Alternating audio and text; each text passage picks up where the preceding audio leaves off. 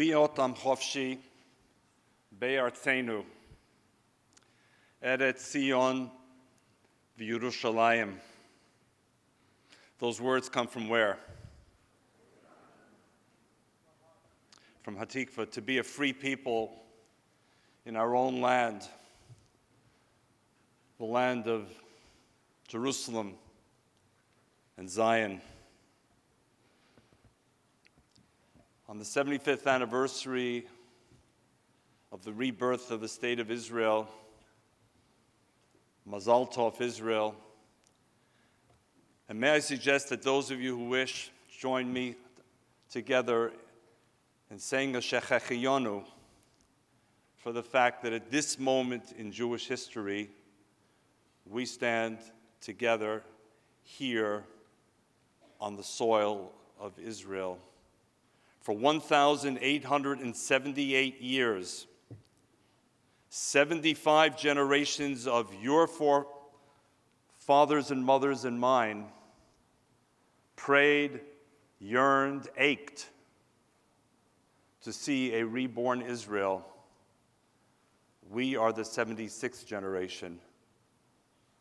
Baruch atah Adonai, Eloheinu melech haolam, shechechiyonu v'kiyimonu v'higiyonu lazman hazeh. Thank you, Sovereign of the universe, for sustaining us, enabling us to live to this precious day. And may I add, sharing a biyachad together. Thank you, Michael Tickner, my longtime friend, for what you said and for the friendship and the partnership and the trust that it bespeaks. Thank you, Ted Deutsch, my worthy successor, for participating in this new award. I wish you only mazal. Good luck, Ted. We all depend on you. I want to give a special shout out to two superstars of the AJC Dream Team, Bel Yoeli and Daniel Silver.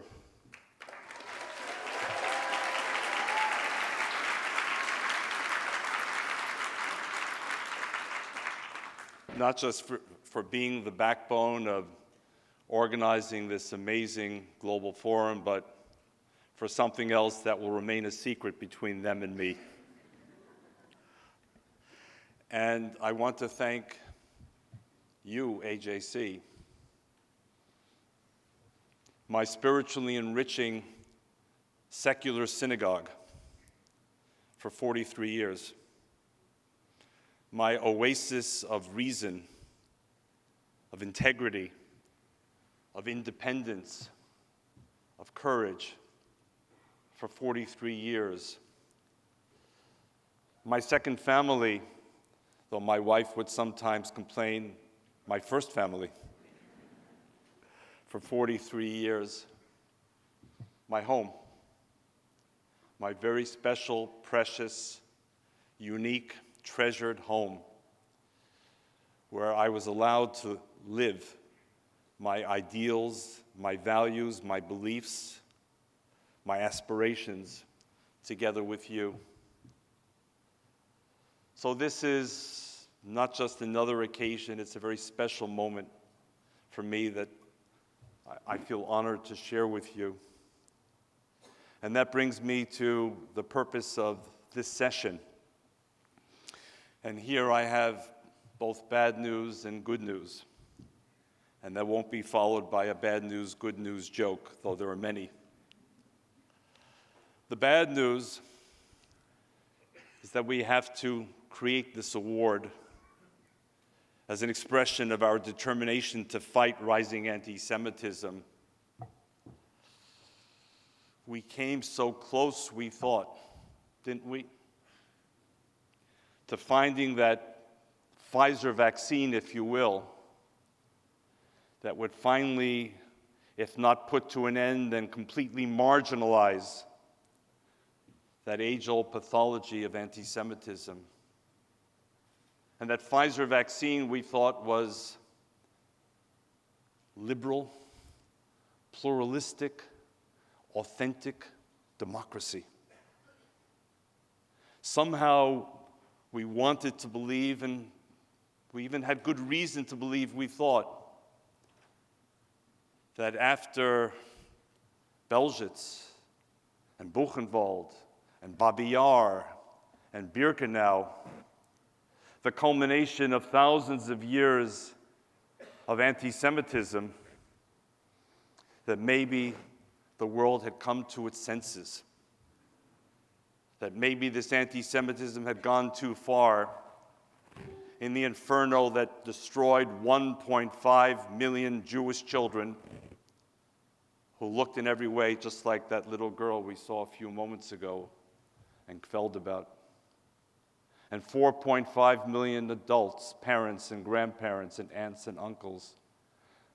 We thought we had come so close to reaching the normality, which was all that we aspired to, a good night's sleep for us and allowing a good night's sleep for everyone else as well. And then we were brought back to a very sobering reality, and we're forced to ask a difficult question. Were these last 75 years or so of what we call the Golden Age the new norm or the aberration from the norm? Which was it? Which is it? So the bad news is that AJC had to blow the whistle.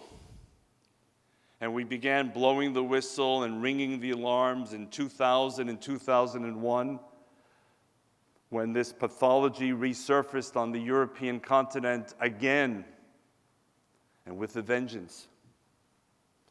And I have to tell you here that getting from that moment to this moment tonight was not simple. We dealt for years, and there's a book to be written about it for anyone who's looking for a dissertation project, in how various European actors, governments, presidents, prime ministers, interior ministers, justice ministers, ambassadors reacted to AJC's cri de coeur. It began with the President of France, Jacques Chirac, saying to us in his private office, "My friends, there is no anti-Semitism. I know my country better than you." That was the President of France speaking, as Jews in France began to remove their kippot or hide it under a baseball cap and enhance security at their synagogues and schools and centers.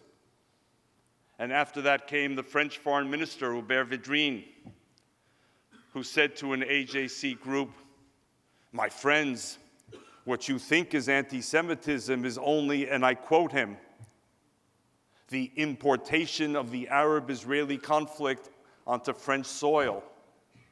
Think about that one. And on it went, and not just in France, as we went through layers of denial, and then partial acknowledgement, and relativization, and then weaponization, as it became a tool in a right-left battle, depending on who was in power. And on it went. And as it crossed the ocean to the United States and caught many by surprise. That's the bad news. It's back. The genie is back out of the bottle. And the Pfizer vaccine that we had clung to wasn't fully successful. But then there's good news as a response to the bad news. And the good news is what we celebrate on this stage in just a couple of moments. That however long it took and however difficult the road was, one by one, governments, leaders woke up and began to understand, as we had said from the beginning, this is your problem at least as much as it's our problem. In fact, it's even a little different this time around. Because in 1938, My parents, and perhaps some of yours, Beverly Rosenbaum's, Harriet Schleifer's, and others, they were trapped. They were trapped here in Europe. Even when Hitler was willing to let them go, but they had nowhere to go. The Evian Conference was organized in 1938 as a charade to give the appearance of activity when none was planned. But as AJC told world leaders in the early 2000s, this time it's different. If heaven forbid Jews have to leave, Jews are not trapped. Thank God for Israel.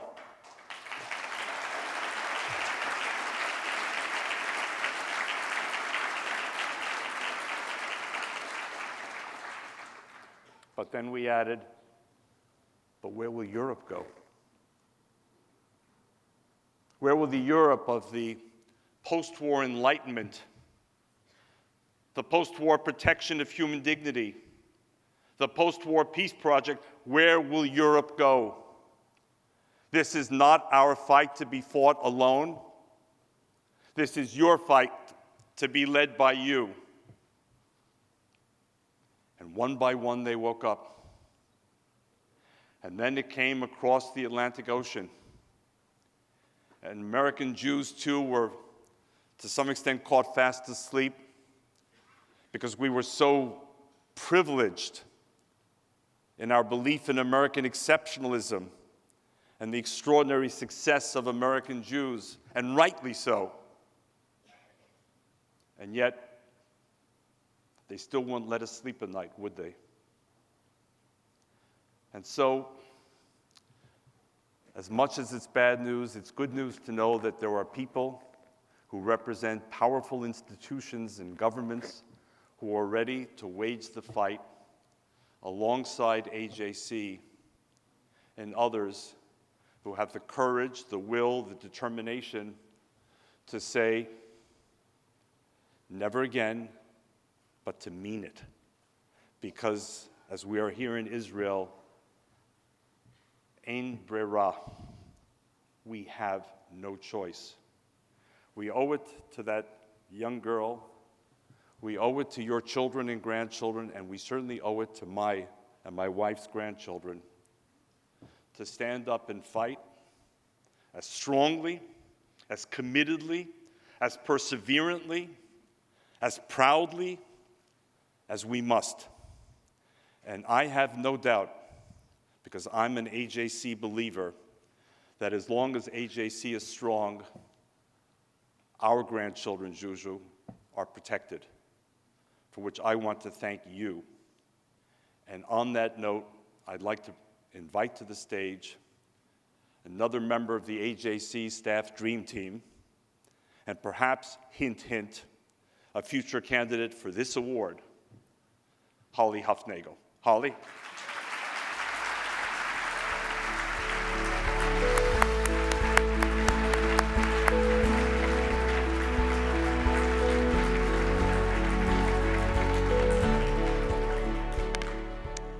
Thank you, David. Good afternoon, everyone. We will be honoring 7 esteemed individuals who are special envoys or coordinators tasked with the vital responsibility of making the world safer for Jewish communities, fostering Jewish life, and promoting pluralistic societies where Jews and all people are protected. The honorees are Ambassador Deborah Lipstadt, United States Special Envoy to monitor and combat anti-Semitism.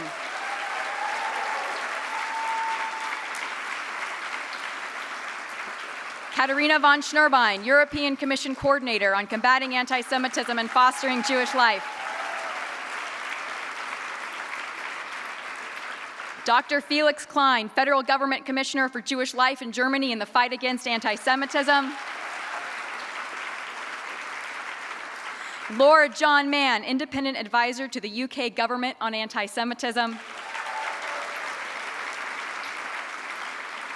Edo Verdoner, the Netherlands National Coordinator on combating anti-Semitism.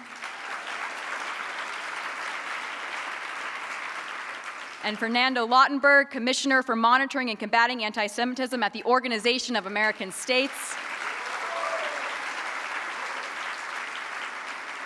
And our very own Rabbi Andrew Baker, AJC Director of International Affairs, International Jewish Affairs, and personal representative of the OSCE, Chairperson in Office on Combating Anti-Semitism.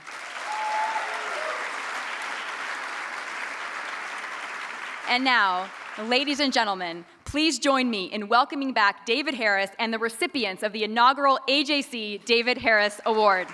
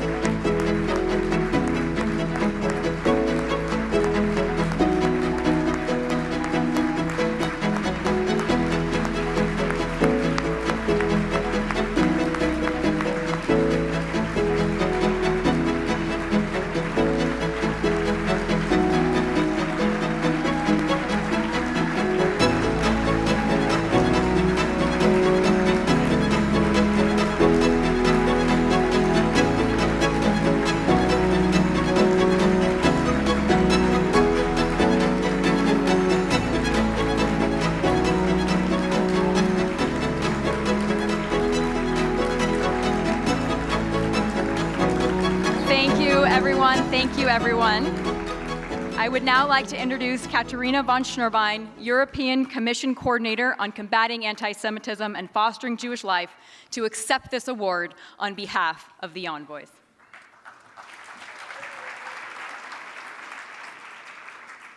Ladies and gentlemen, dear friends, on behalf of my fellow special envoys on combating anti-Semitism and fostering Jewish life, I have the tremendous honor and pleasure to thank you wholeheartedly. Michael Tickner, David, Ted there, and the entire AJC leadership for your acknowledgement and this wonderful inaugural David Harris Award. We receive it, and I think I can speak on all of our behalf with gratitude and also with great humility. The fact that this inaugural award carries your name, dear David, says probably more about you than about us.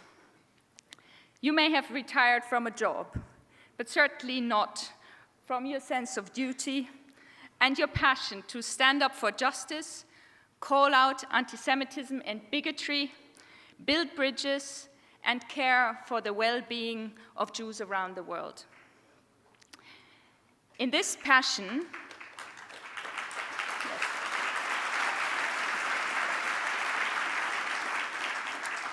it is this passion and this sense of duty that we share as representatives of national governments and of regional organizations, the OIS and the EU.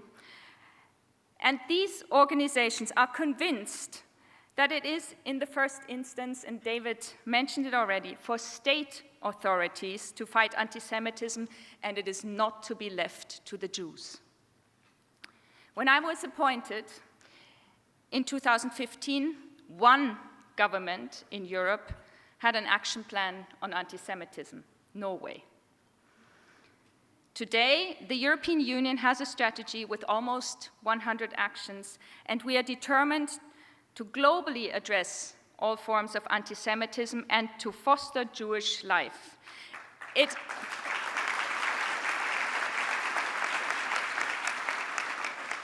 As a German and as a non-Jew, it has been the honor of my life to help a strategy see the day of light that has at its very core the ultimate aim to foster Jewish life in Europe and globally. Today, all 27 EU countries have committed to putting forward actions and strategies, and more than half of them have already done so. Many countries and cities are developing action plans.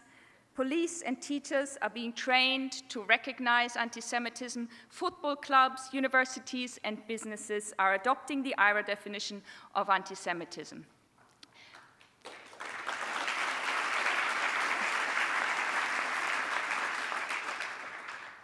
Thanks to an AJC-convened meeting, the seven of us, had the opportunity in February to share our experience in combating anti-Semitism with senior White House staff as they were preparing the United States' own anti-Semitism action plan that was recently presented. 7 years ago, we were not more than a handful of anti-Semitism special envoys, including one from Israel. Today, more than 30 governments and international organizations have appointed envoys, some Jewish, other non-Jewish like myself. We cooperate closely across continents, and together we have a voice.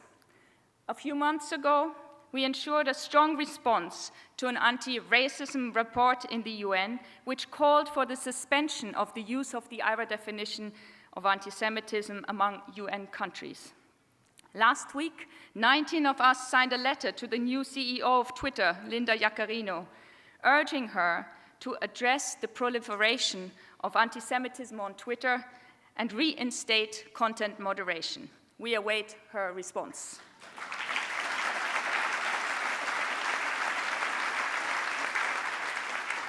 None of this would have been thinkable a few years ago. That we are where we are today is also thanks to the AJC and to the relentless work of David Harris over the past 4.5 decades, convincing governments of their responsibility.